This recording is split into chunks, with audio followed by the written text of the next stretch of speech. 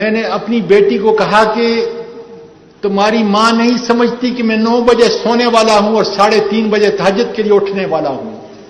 ساری زندگی میں نے اس کے ساتھ گزاری ہے اور اس کو پتہ نہیں کہ چند دن پہلے 13 اکتوبر کی صبح کو جو مجھے اٹھا کے یہ ظالم لے گئے اس وقت میری ویڈیو بنائی.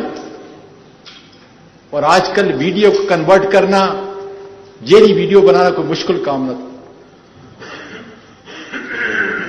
پھر سسکیوں میں بولتی رہی کہ ڈیڈی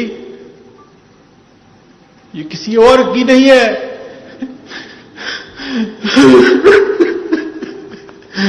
یہ تمہاری اور میری ماما کی ہے.